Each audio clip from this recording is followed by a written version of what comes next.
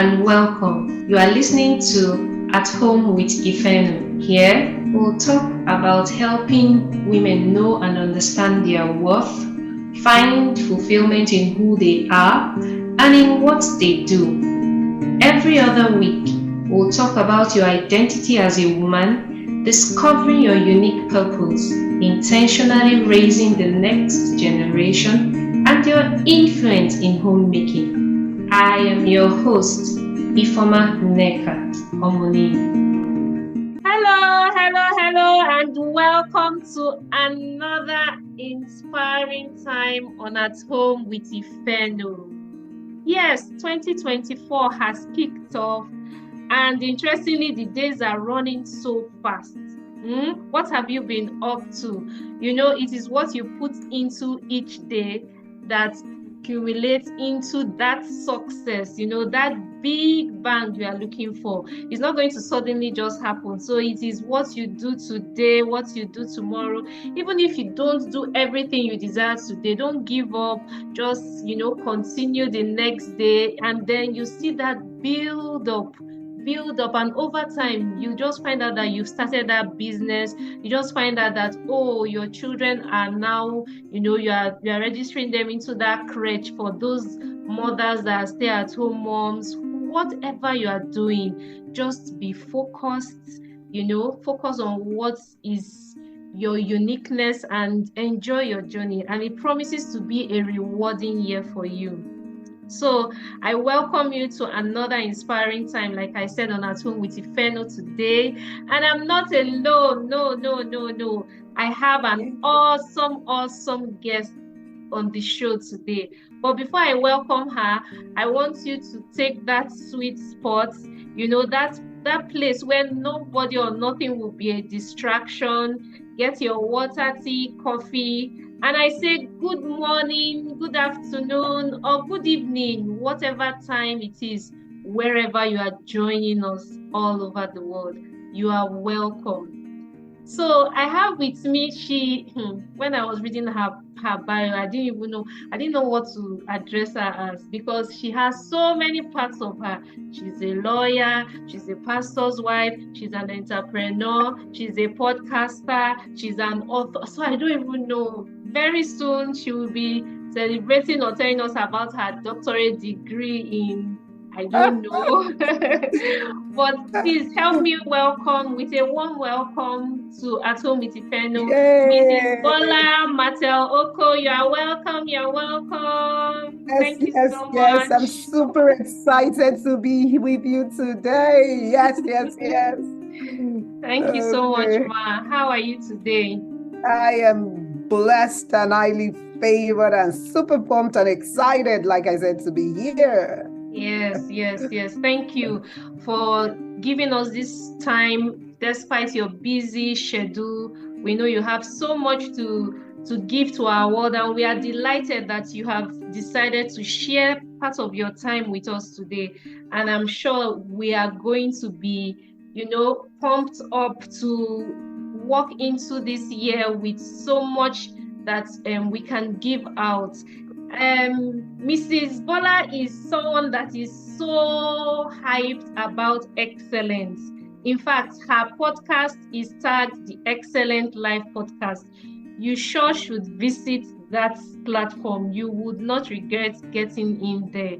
So I would like her to tell us how she relaxes. Interestingly, she also owns a spa. With all the things you do, ma'am, please can you share some tips for women? I don't use the spa, Okay. How do you relax? So for me, nice moving. When I'm not out about doing stuff, I'm a homebody. My husband and I, we love to stay at home. Our perfect day is Sunday after church. We make some popcorn and we prop up in front of the TV and watch a good old-fashioned movie. So for me, that is my version of relaxation at its highest. Just letting my head, getting under my blanket and watching a good movie. Yes. Wow. Wow. So she's telling us that, you could still enjoy being at home. She's that home person. She likes the Absolutely. atmosphere at home. Okay, so today our Yeah. topic for today, or focus for today, is tagged excelling at home. And there could be no better person, knowing fully well that you've told us that your spot of relaxation is actually at home. So we would like you Yes. to tell us, what does it mean to excel at home from your own experience, and knowing that you believe that the excellence of God should be reflected in everything we do, in our homes included. Absolutely. So what does it mean to Absolutely. excel, ma? So to answer that question, I will first define what I classify as excellence, whether it's in the home or in your career or in any area of your life. I always say that excellence is about doing your very best with what you have in your hand at any particular point in time. And so with that background, when we talk about excelling at home, it is simply about maximizing and doing your very best in everything you do. If I look at my life at different times, I've been a wife, and at that point I was fully committed to being the very best wife I could be. When I started having my children, I was fully committed to be the very best mother I could be.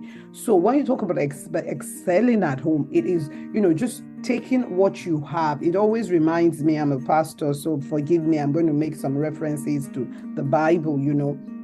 When when Elisha went to the widow woman, he asked her a pertinent question. He said, "What do you have in the house?"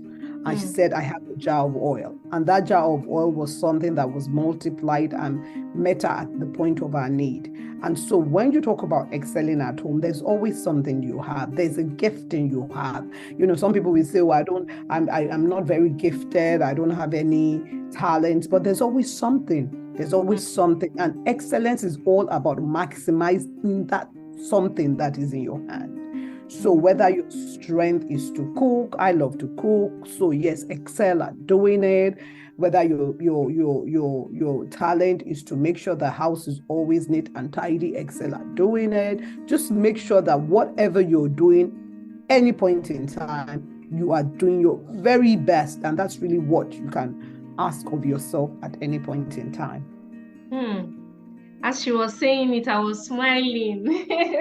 I was smiling because she was encouraging me. She was telling me that, she has been where Ifeno is right now, and she's telling me that I should do it well. I should be my best. Be that best mother, be that best spouse to your husband. And even if you are single, listening to this, be the best at your office, wherever you are. There's nobody that doesn't have anything to give. Thank you so much, ma. Thank you. So, can you share some insights into how we can maintain a healthy work-life balance? And I think you could use maybe some of your experiences, because you've really spanned in different aspects of your career and then family and ministry. How can we maintain this balance between our life at home and in the work of our hands? So you kind of hit my favorite spot right there. I am so passionate about work-life balance. Some people call it work-life integration, because as a woman, there's just so many parts of our lives we're trying to juggle.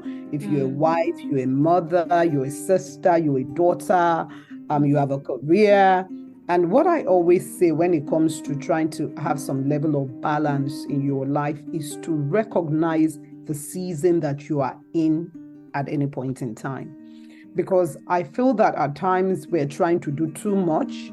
I was talking before that when I was a wife, I was committed to being the best wife. When my children were little, of course, there were things I could not do then, just because I was committed to being the very best mom that I can be. And I always say that work-life balance does not necessarily mean that you're giving the same time to every aspect of your life. It's about just having what I call fulfillment and satisfaction in any particular area of your life. And so sometimes to have that in your career. It might just be that you are focused on your career for that season. If it's about, having, and it's not really about putting the same amount of time into everything you do. I was saying the other day, I was speaking at an event, and I said that one of the things that I've learned is that, especially when it comes to my role as a mother and the way I interact with my children, is to have what I call quality time. So quality time means that even if I spend 30 minutes with my children, I will create enough memories for them that when I'm not there, those memories will keep them going. I remember there was a time that I used to travel a lot because of my work. And what I would do is that when I go back home, I would schedule maybe it's lunch, dinner with each member of my family, just to be able to catch up with them. So that was our own personal time that I spent with them. And I know that it was something they looked forward to, and it really used to mean a lot to them. So what I'm going to say is that look at your life, recognize the season of your life, and recognize what is important to you in that season. Because I tell you, there are things that are important to me now that 20 years ago I really couldn't have cared about.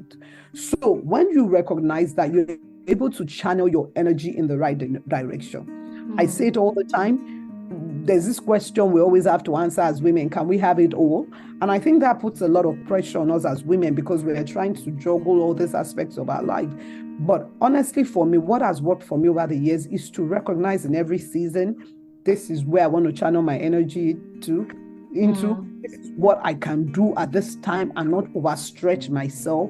And then just focus all my energy on it, and just make sure that I have some level of balance in my life. Like I said, I travel quite a bit, but I have an agreement with my husband that I will never be away for this longer than this amount of time, so that it's like I can come back home and be refreshed. I can come back home, because for me, home is my base. Like now, I'm so relaxed.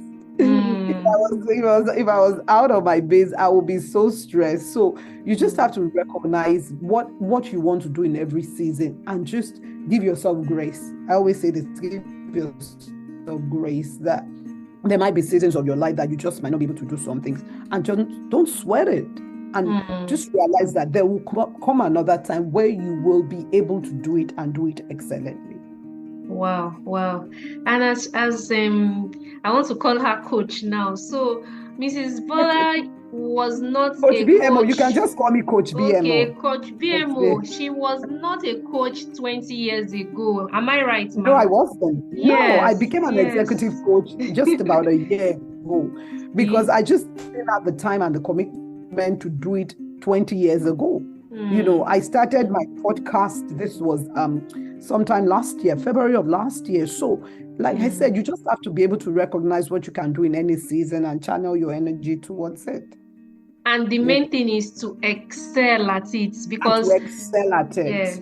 Because there's this saying, they say jack of all trades and master of none. So at times you don't want to be that jack of all trades that is trying to do so many different things, and you're doing such a subpar job at each and every one of them. So just channel your energy to one thing at a time and commit to it, do it excellently, and that will give you so much satisfaction. Because when I look back over the last couple of years, I'm insanely proud of the fact that I was able to commit the time and the energy to become a coach. I'm very proud of my podcast. And from my podcast, I was able to write a book, the Excellence Series, Volume 1. So, it's all about pacing yourself. It's about pacing yourself. It's about giving yourself time to enjoy. There are times that we put so much energy into our work that we are just fried out. We cannot even function in any other area. So you must recognize when it's time to pull back and say, you know what, I need a break, because that is so crucial for your physical and even your mental well-being. That brings me to the next question. So what role does personal well-being and self-care play in excelling at home? You've really spoken to us women today, that we want to be everywhere. So we now, make ourselves so thin that we don't enjoy our lives. We end up being angry, and you are wondering, why am I not really enjoying myself? What role will you say that personal well-being and self-care I know you say you don't use the spa, but I'm sure your I said I don't really inspiration. use it as much as I Oh, should. okay. I don't use it as much as I should because of the time. Yeah, Okay. so self-care is so important. I say that when you get into there's a reason they always tell you that make sure your life jacket is on before you try and help any other person. Because if you are not okay, you are useless to every other person. And so it is very important to recognize that when you need rest, I remember when my children were, really small, and I channeled so much of my energy into being a mom. There were times I would go into my room and I would just lock the door. And I remember they would be knocking on the door, mommy. I'm like, I need a moment, So you must be able to know when to say, you know what, I've had enough. I just need a break. Whether it's like, okay, I want to go. There are days like now, I've been saying for the last 2 days that I need to go get a massage just because I can feel my body stressed up.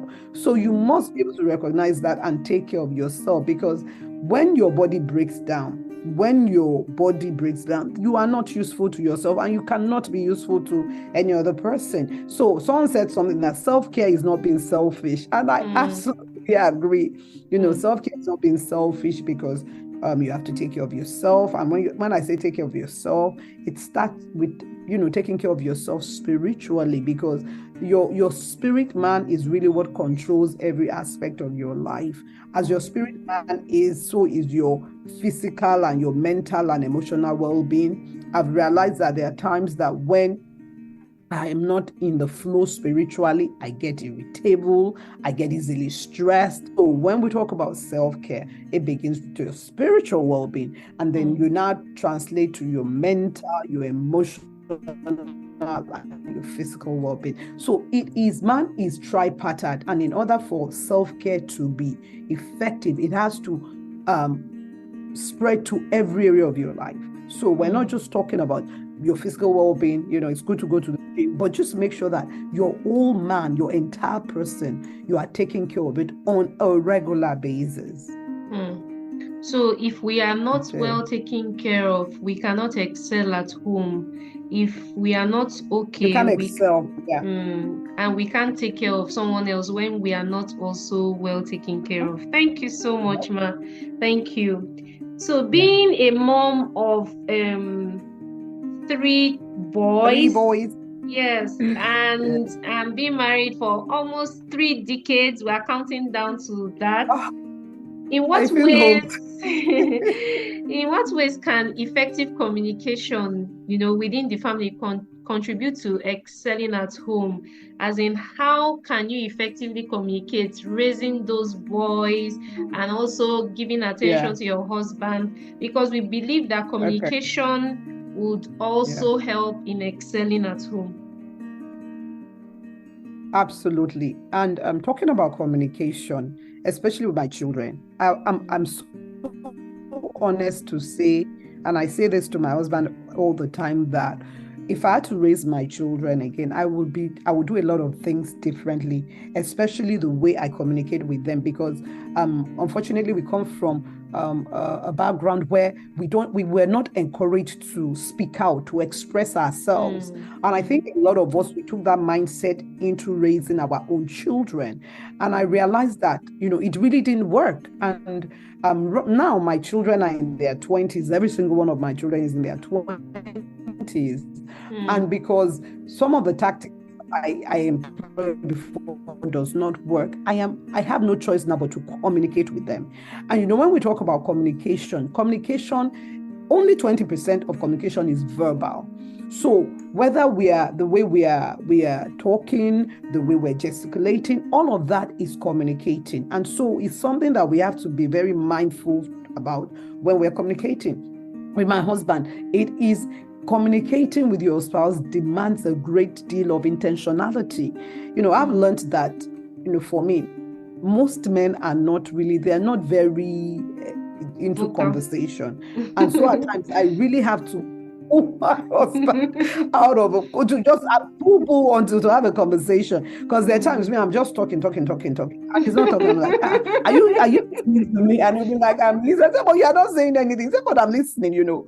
So you have to understand, what methods are very effective communicating with members of your family. I mean, like for instance, I have a son, he doesn't really like you to talk too much at him, especially when you're trying to correct him. So just recognizing what works. And I always say that the fact that one method of communicating works with one person in your family does not mean that is what you are going to use for every other member of the family. You need to be able to know each member of your family, understand what, we talk about love languages. There's also communication languages as to what works. My middle son, he can talk from today till tomorrow.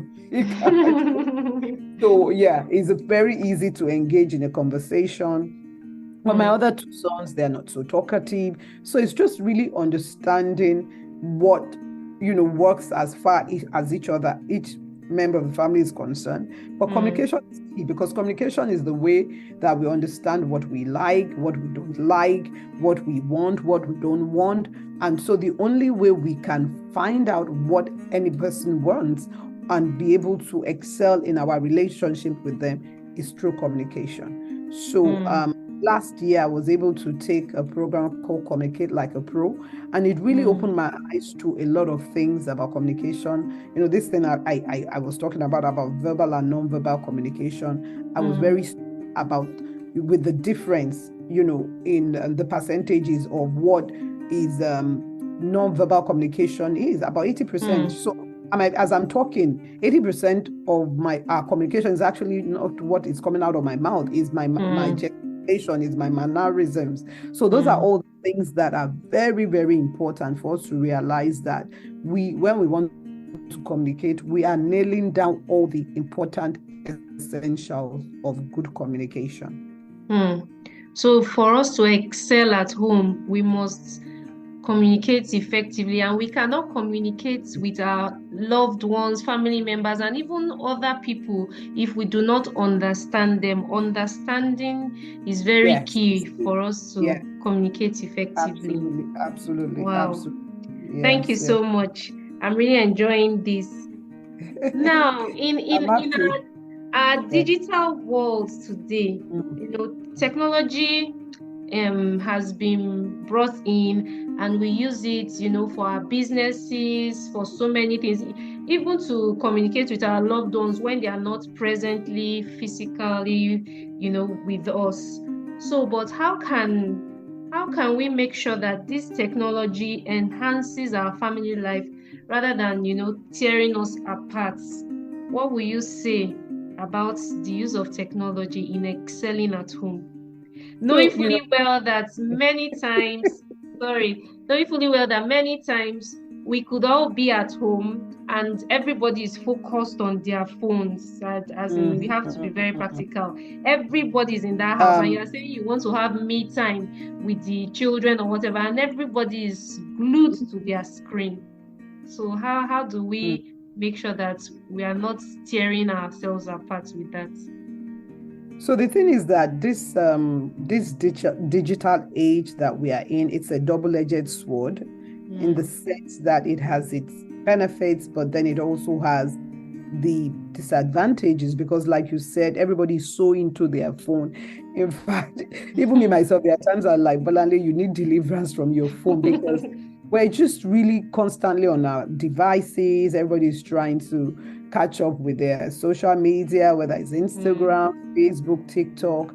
And honestly, there are times that we really have to be very intentional and say to each other, guys, you got to put down all these gadgets. I know that when we go to dinner, it's always a struggle. Because one time I said to my children, I'm like, guys, can we just leave our phones in the car? And they were like, no, you would think that.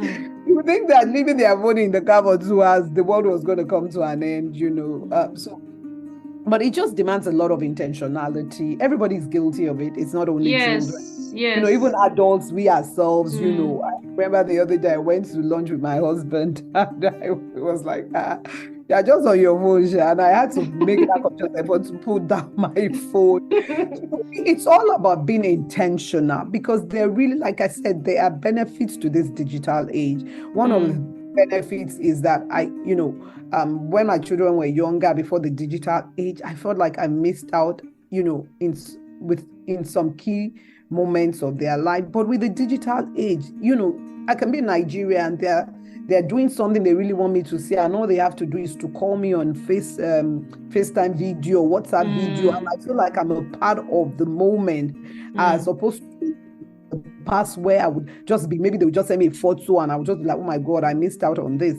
So there are benefits to it. But like everything else, it's all about regulation and control.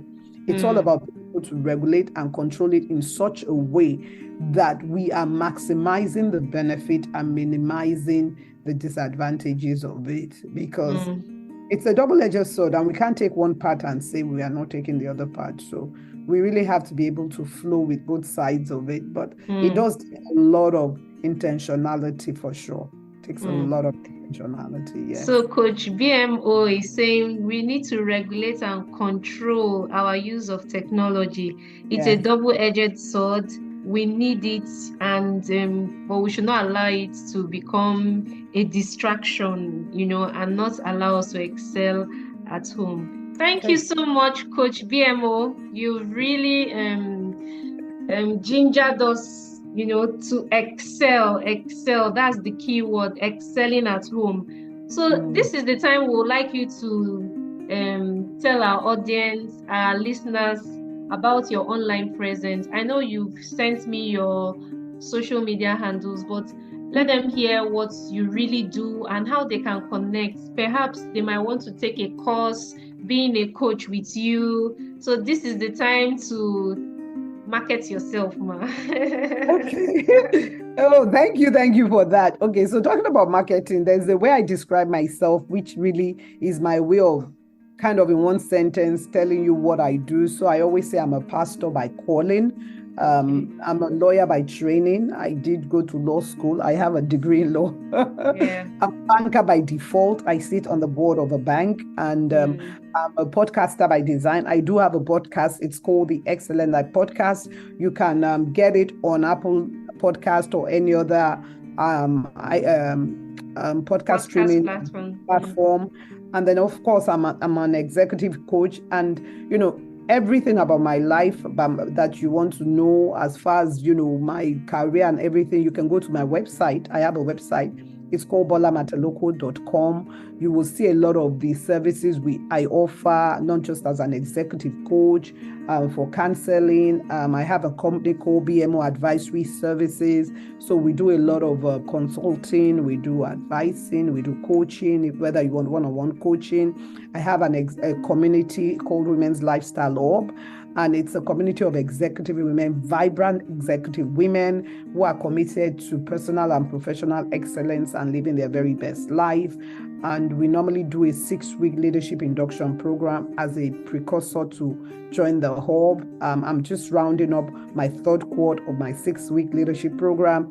And the next one is going to be kicking off in February next year. So I'm super, super, super excited about it. So that's me in a nutshell. You can follow me on Instagram at Bola Matel-Okoh. You can follow me on LinkedIn at Bola Matel-Okoh. And you can follow me on Facebook at Bola Matel-Okoh. So it's just so easy to remember. If you remember Bola Matel-Okoh, that's where I am everywhere on on social media. Yes. So yeah. Okay. Thank you so much. And she also has a book. I think she talked about the Excellent Life Life I have a series. book. It's called the Excellent Life series. It's based on my podcast, the first season of my podcast. And it's called Volume 1. So we're working on Volume 2. I have a lot of work to do. So Volume 2 should be coming out sometime next year too. So it's really exciting. I'm very excited about all the things I'm doing now. Thank you so much, ma. So listening to your story, or maybe my listeners don't really, but when I look at your bio and then how you told us how when you just started your journey, you were an excellent wife, and now you had your children, excellent mother, and everything like that. And maybe there is a listener, a woman, a young mother that is like, Coach BMO, this your journey is a long one. I'm inspired by your story, but when I listen to you, it looks like, will I ever get to this kind of life? I like this Coach BMO's life. I want to be a wonderful wife. I want to be an excellent mother. And I also want to develop myself. I don't want to, my dreams to die. And that's what she does in her hub, because she said vibrant executive. And that listener is saying, but I'm not an executive woman. Coach BMO, how do I come up this ladder? Please help us. What will you say to that woman? So women's lifestyle is actually just one area of what I do as an executive coach. I do have other things I do. So you don't have to be an executive woman for me to be able to have some impact in your life in the area of coaching. But I said I'm a pastor, and the Bible tells us that God is not a respecter of persons, because everything I do in my life, I acknowledge that it's by the grace of God. And I know that grace that God has given to me is available to every woman who desires it. And my coach is the one who always says to me that desire always finds a way. And when you truly desire something and you're committed to the process, you can make it happen for yourself. So because I'm not the first person that has been able to accomplish all the things that I'm doing. I have a great mentor who also inspires me, because when I look up to her, I always tell her that when I look at her, I'm like, this is who I want to be when I grow up. So the first thing I would say to anybody listening is that, what is it that you really want? What is that vision that you have for yourself? And then the next thing is to begin to write down. Bible says, write down the vision. So begin to write down what it's going to take for that vision to come into manifestation, and be committed to the process. You might need a coach, yes, because I in the last 2 years, I've worked with more than one coach, as a matter of fact. You might need a coach that will be able to help you, guide you through the process. But the first step is to have a desire, and then to be committed to making it happen. It is, it's not magic. Some people will say, oh, I wish I was this, I was that. But it's just all a wish. They are not willing, or they are not ready to put in the work. So if you have a desire, yes, it's good, because everything I'm doing now at one point was a desire that I had. Yeah. But I followed up that desire with intentionality, with action. And that's why today I can say I'm an executive coach. I can say I'm a podcaster. I can say I'm an author, because all those things were inside of me, but I had to put in the work to make sure that it came into manifestation. Coach BMO has really hit it there. So you must have the desire, you must write down the vision, you must be committed, you must be ready to take action. Many of us, we are wishers, we wish and we dream. They say if wishes were horses, beggars would ride, So it's not about having a wish. You must be committed to the process. You must absolutely be committed to the process. So yes. So if you want this year to really be new, that's what it means. We always say Happy New Year at the beginning of another year. And if you honestly look back at the past years, many of us have not committed to putting in the work. We've not committed to be intentional. We don't even have a sense of direction and vision. Somebody just comes to us and sell one idea, we run with it. After a while, we stop. But Coach BMO has come to tell us that no, don't allow this year to waste away.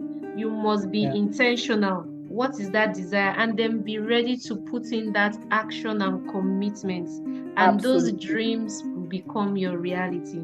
Thank you so much, ma'am. So what will be your parting words to our listeners about how they can make sure that that ball doesn't slip off their hands, how they can keep at excelling at home? What will be your parting words to us today, ma'am? Consistency is key.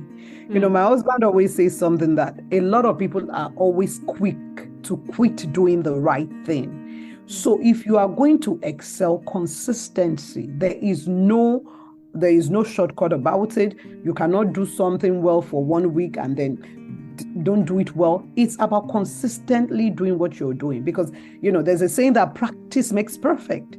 So as we consistently practice the things we are doing in our lives, we will get to a point that we will excel at it. The late Kobe Bryant, he was a basketball. I would think he's one of the best basketball players ever, and he used to work out 6 hours every single day. So when he goes on the court and is shooting 23s in a game, he has been practicing. He has been consistent in excelling at his sport. So we must have that consistent mindset that, I will be excellent on a daily basis, because guess what? At the end of the day, that is it. Because when you are consistent, it gets to a point that you don't even have to put in too much effort. You will excel in the things you are doing because you have practiced excellence over time. Wow, thank you so much, Ma. We are really, really grateful for this time. Excelling at home. Thank you for having me. Thank you so much. And we look forward to having you again. We hope you'll come. Absolutely, absolutely. Why not? So, I wish everyone the best for the new year, but I know that if you dream it and you do it, you will achieve it. So come on, let's dream, but guess what? Let's do. Just act. We just need to act. Thank you so much, Ma. God bless you. You're very, very welcome. I'm so happy. All right. Okay. Thanks for joining us this week on At Home with Ifeno. Check us out on Instagram at Ifeno17. As always, subscribe to the show to catch every new episode and leave us a review so we can continue to bring you fresh content. See you next in 2 weeks' time.